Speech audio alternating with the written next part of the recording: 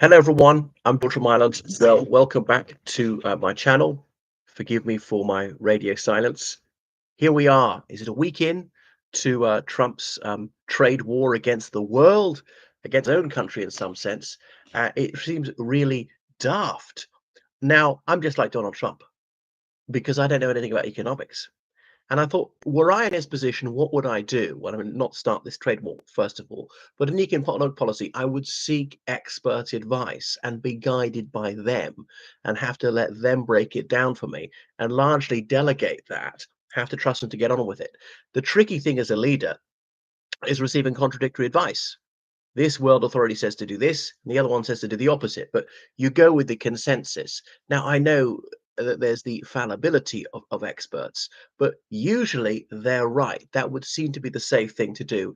You seldom go wrong with caution. Now, goodness, what does that remind me of? Yeah, people I know been in the business world and the corporate world said, uncertainty is very bad for us. We need predictability. If we do this, then that will happen. This policy will remain in place for many years to come. We know what the tax rate's going to be. We know who the president's going to be. We know that our country is going to remain part of whatever economic bloc, things like that. We can make decisions on that basis. We can forecast things. We don't want black swans. Black swans are usually bad. Now, there are always a few winners as well as a few losers, but there's some American companies competing against companies in China.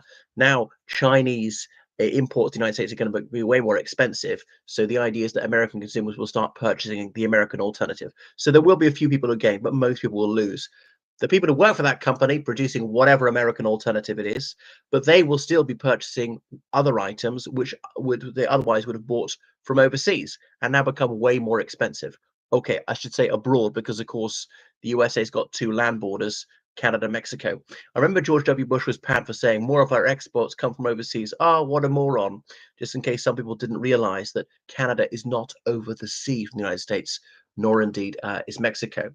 So it's a global game of chicken, so it seems. What is he doing? Now he may turn around. He's performed vault fasters before.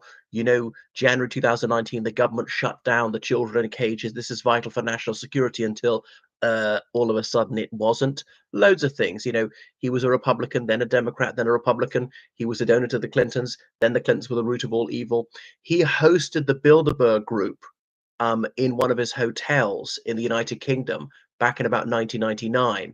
The Bilderberg Group are supposedly globalists. Now, the nutcase conspiracy theorists say, oh, they're secretly running the world, a bit like Illuminati. Now, the Bilderberg groups start going in the 1950s, is various leading Western politicians and bankers. It's first met someone in the Netherlands called Bilderberg. I think that's what it is. But it's not exactly secretive, but it doesn't seek publicity. They don't invite the media, and they would like to have these conversations off the record, and they don't be filmed or photographed going in and out. It's a bit like Davos, but on the quiet.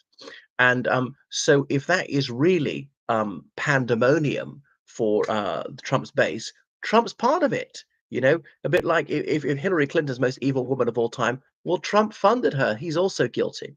So he could yet turn around. He's got a weather vane mind. And Elon Musk, his work wife, has publicly come out against it. The Republican Party's at panic stations because they're not that thick, even though many of them advocating for this in public. They know that it's disastrous. And by hurting other economies, you also hurt yourself. Because okay, it's more expensive for Americans to buy foreign imports now, but then they're going to buy American items, which are sometimes more expensive. They have less money to buy. Sometimes they'll buy things, but buy fewer of them. Suppose you bought 10 t-shirts a year.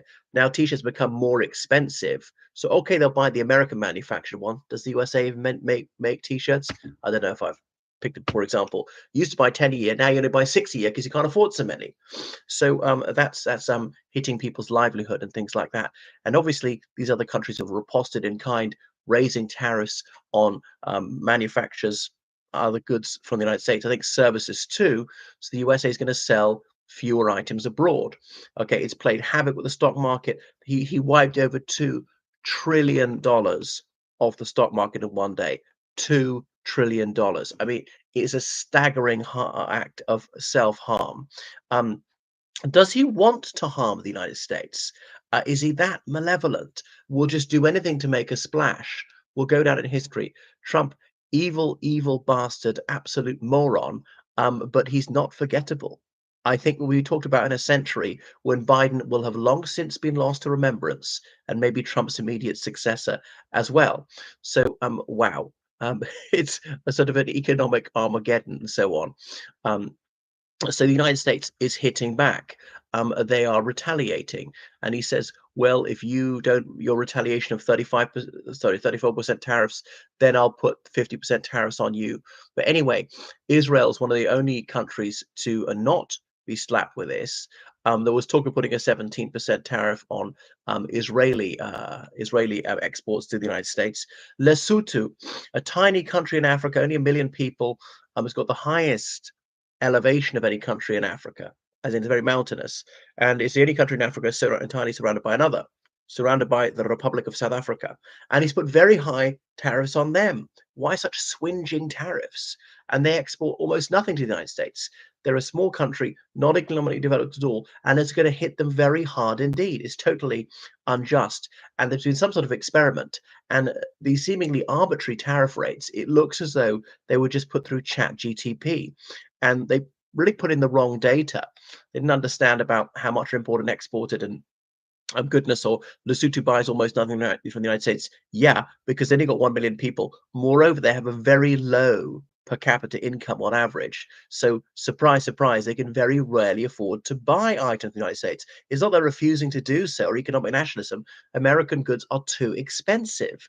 And America doesn't really produce cheap stuff. I mean, I gave the examples of t-shirts, things like t-shirts or socks or pillowcases or pencils, things that are very simple to make.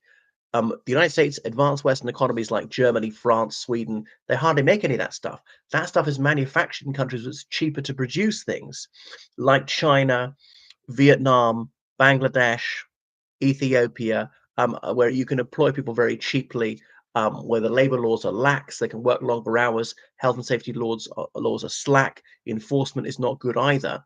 So rather unfair on the workers, but it means a lot more cheap stuff for people to buy. So much of this is fueled by consumerism, buying far more than we need to. So Benjamin Netanyahu, he visited Trump since these tariffs kicked in. But anyway, Wall Street is not happy about it at all.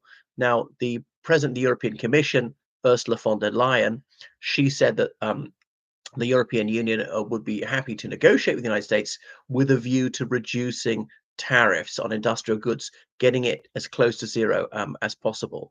It's really not good, global trade. Trump, he might yet turn around. He's capable of doing so really anytime. Nobody knows what's going to happen. It's very worrying indeed. Goodness.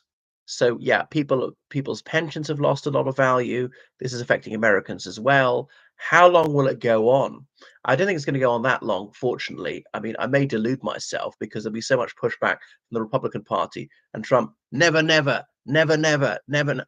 Okay, then, until he does. So yeah, he's completely unreliable. He's got no constancy, no durability. He's a wimp and a maniac and a moron. And there's seldom been clearer proof of this than what he's doing at the moment. Well, thank you for watching my channel. Make sure you subscribe on Patreon and donate PayPal, georgecallahan79@gmail.com. Goodbye.